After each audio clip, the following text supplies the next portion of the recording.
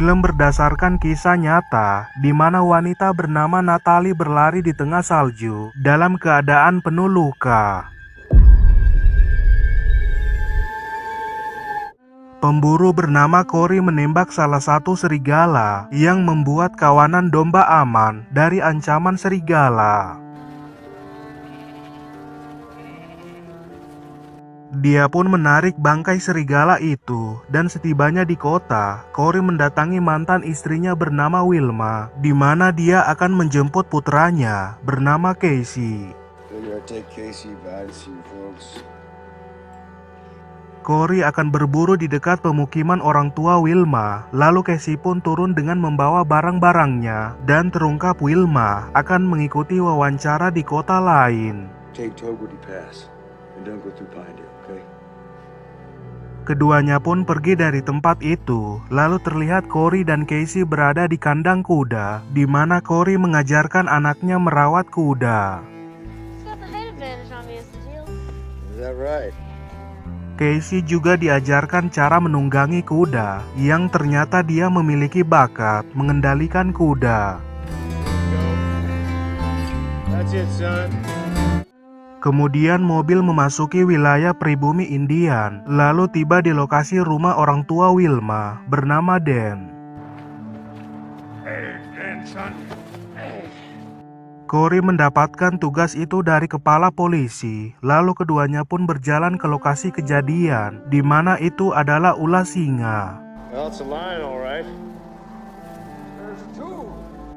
Banteng muda Dan tewas diserang induk singa, lalu Corey mengendarai motor salju mencari sarang singa itu berada. Dalam pencarian, Corey menemukan jejak kaki manusia, lalu dia pun mengeluarkan senjatanya dan mengikuti jejak tersebut. Corey terus mengikuti jejak itu, lalu dia melihat jasad manusia dari kejauhan, di mana itu adalah jasad Natalie. Jasad Natalie telah berada di tempat itu selama berhari-hari, lalu Corey pun mengeluarkan radio dan meminta bantuan dengan menghubungi kantor polisi. Setelah memberitahukan lokasinya, mereka menunggu kedatangan FBI dan kepala polisi bernama Ben tak ingin memindahkan jasad itu sebelum FBI tiba. Terlihat mobil yang diduga adalah FBI, lalu Corey pun pergi menjemputnya, di mana FBI mengutus agennya bernama Jane Banner. Ben tak menyangka FBI mengutus agen wanita, lalu Jane diarahkan untuk mengganti pakaian di dalam rumah. Jane memakai baju salju Wilma, dan setelahnya mereka pun pergi ke tempat jasad itu berada. Setibanya di tempat itu, para petugas telah mengamankan jasad Natalie, lalu Jane mengidentifikasi jasad tersebut. Ahli medis akan dilibatkan untuk memeriksa jasad Natalie, lalu Jane menanyakan kemampuan Corey dalam mengenali wilayah ini. Ben memberitahukan rumah perkumpulan anak muda dan tempat pengeboran yang tak jauh dari lokasi jasad. Lalu Corey menduga kalau Natalie tewas kedinginan setelah berlari jauh. Ketika Corey akan kembali, Jane mengajak Corey bekerja sama dalam mencari pelaku. Lalu terlihat Corey menyiapkan peluru. Natalie meninggal kedinginan seperti yang dialami Emily. Lalu keesokan harinya, petugas medis telah mendapatkan hasil dari pemeriksaan jasad Natalie. Terungkap Natalie diperkosa dan diserang berkali-kali. Lalu Jane memastikan agar kematian Natalie dilaporkan sebagai kasus pembunuhan.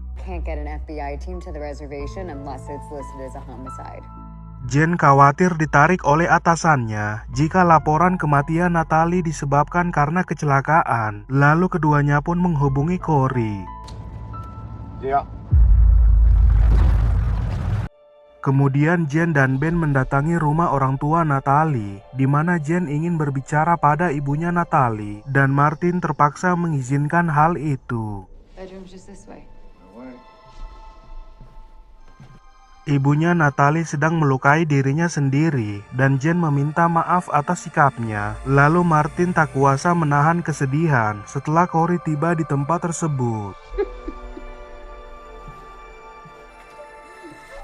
Martin disarankan agar kuat menjalani keadaan ini, di mana terungkap Martin tak tahan lagi menjalani hidup. Apalagi putranya Chip telah pergi dari rumah dan bergabung dalam kelompok narkoboy. This is family now. He's gone too. Cory berjanji akan menangkap pelaku yang memperkosa Natalie. Lalu mereka pun berkendara menuju rumah perkumpulan geng Chip berada. Jen diarahkan untuk berhati-hati, sementara Cory pergi memeriksa belakang rumah. Lalu temannya Chip memberitahukan kalau Chip tak ada di tempat ini. Chip Hansen, you around? Here. Dalam prosesnya, keduanya diserang memakai semprotan merica, dan di belakang rumah, Cory berhasil melumpuhkan Chip dan temannya. Terjadi baku tembak di dalam rumah, di mana Jen berhasil melumpuhkan Sam yang akhirnya tewas. Sementara di luar, Chip marah setelah menyadari adiknya meninggal dunia. Jen akan menanyakan Chip mengenai keberadaan pacarnya Natalie. Lalu Cory menunjukkan jejak motor salju yang mengarah ke suatu tempat. Natalie's body was found just past there, right?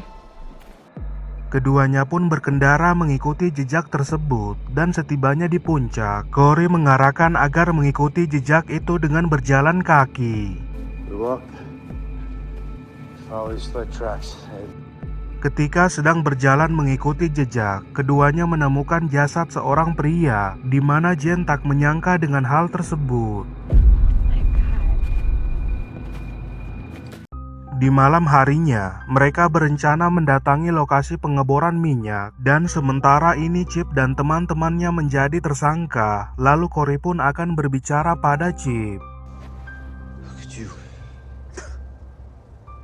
Cory kesal karena Chip hanya sibuk mengurusi benda terlarang. Lalu Chip memberitahukan kalau dia pernah bertemu pacarnya Natalie bernama Matt. Matt something. Terungkap Matt bekerja di fasilitas pengeboran. Lalu Cory pun memberitahukan hal itu pada Ben. Natalie's boyfriend left there. What?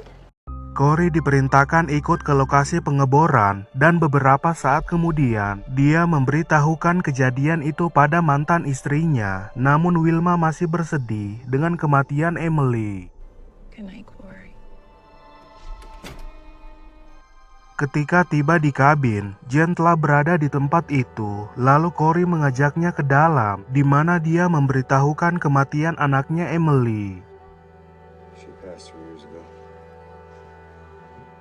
Di masa lalu, Emily sedang mengadakan acara bersama teman-temannya. Namun situasi berubah ketika para penyusup mengganggu mereka, dan terungkap Emily hilang setelah kejadian tersebut. Emily ditemukan tewas mengenaskan, namun Cory tidak tahu penyebab kematian anaknya. Lalu Jen teralihkan dengan surat Emily, di mana tulisan Emily membuatnya diterima di perguruan tinggi.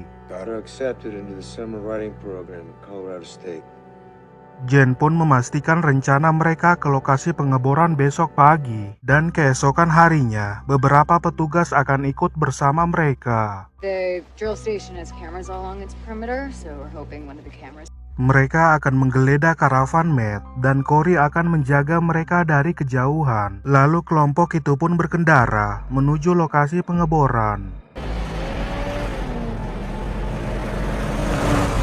Corey memakai motor saljunya, di mana dia mendatangi tempat itu lewat pegunungan, sementara yang lainnya tetap melewati jalur umum.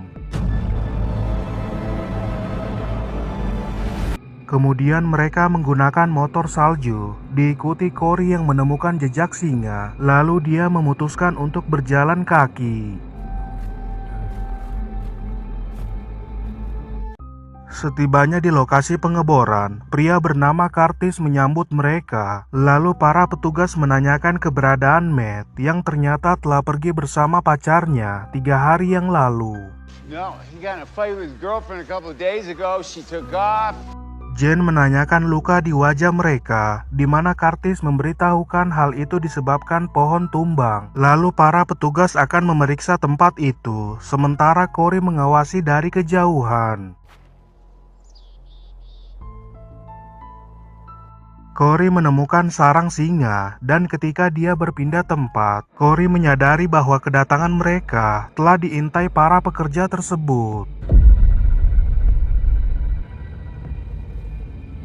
Terjadi ketegangan dengan para pekerja, di mana salah satu petugas menyadari kalau mereka akan ditembaki. Lalu Jen pun menenangkan situasi itu. FBI! This is federal land and I am the only... Setelah berhasil menenangkan para pekerja, Jen meminta diantar ke karavan Matt, sementara Corey menghubungi Ben, namun tak ada jawaban. Ben! Ketika Jen mengetuk pintu, Matt mendengar ketukan pintu yang adalah kekasihnya Natalie, di mana Matt sangat senang dengan kedatangan Natalie. Do you have any idea how good it is to see you? Like any idea? Keduanya pun beradu geprek di kamar, dan setelahnya, Matt menceritakan desa indah yang ingin dia tempati, dan Natalie sepakat untuk tinggal di desa tersebut. Terdengar kemunculan teman-temannya Matt, di mana Matt tak mengira mereka akan pulang secepat ini. Lalu Natalie diarahkan menutup pintu, namun para pria itu telah menyadari keberadaan Natalie. Smells like sex in here. Pria bernama Pete mengganggu keduanya, membuat Matt marah dan terjadi pertengkaran dengan Pete. Ketika Matt akan menutup pintu, Pete dari belakang menyerang Matt. Lalu terjadi pertengkaran, di mana yang lainnya berusaha melerai keduanya. Natalie terkena serangan, diikuti mereka yang menyadari hal itu. Lalu Pete pun menggeprek paksa Natalie, namun berhasil dihentikan oleh Matt. Dia terpaksa meninggalkan Matt yang sedang diserang. Lalu saat Jen akan membuka pintu, dia terkena tembakan dan terjadi baku tembak di antara mereka. Para pekerja melumpuhkan semua petugas, dan ketika Jen akan ditewaskan, Corey menembaki mereka dari kejauhan, membuat Pete panik. Pete kabur dari tempat itu, di mana Jen berhasil menembak tangannya. Lalu Corey mendatangi Jen dan membawanya masuk ke dalam karavan. Jen sekarat akibat terkena tembakan, walau sudah mengenakan rompi anti peluru. Lalu dia menyuruh Corey pergi mengejar pria itu, sementara Jen akan menunggu kedatangan helikopter. Terlihat Pete masih berlari di dalam hutan, di mana Corey mengejutkannya dari belakang. Lalu Pete kembali sadarkan diri yang berada di puncak gunung. Highest mountain in Wyoming. On the hottest day, Pete menyadari sepatunya telah dilepaskan. Lalu Corey memberikan kesempatan Pete untuk berbicara, dan Pete pun memberitahukan penyebab kejadian tersebut. Fucking snow and the fucking silence. That's all. Corey tinggal di tempat ini lebih lama dari Pete, namun dia tak pernah merenggut apapun. Lalu Pete diperintahkan untuk mengakui perbuatannya. I raped her. Yeah. Terungkap Pete dan teman-temannya membunuh Matt. Lalu Corey pun melepaskan ikatan Pete dan membebaskannya pergi. Free to go. Corey memerintahkan Pete untuk pergi, di mana dalam prosesnya Pete tak bisa lagi berjalan hingga akhirnya tewas. Beberapa waktu kemudian, Corey menjenguk Jane yang sudah membaik. Lalu dia menyatakan bahwa Jane adalah wanita yang tangguh. You fought for your life, Jane. Kemudian Corey mendatangi orang tua Natalie, di mana Martin sedang melakukan ritual di luar rumah, dan kini dia sudah berdamai dengan kejadian tersebut. It's my death face.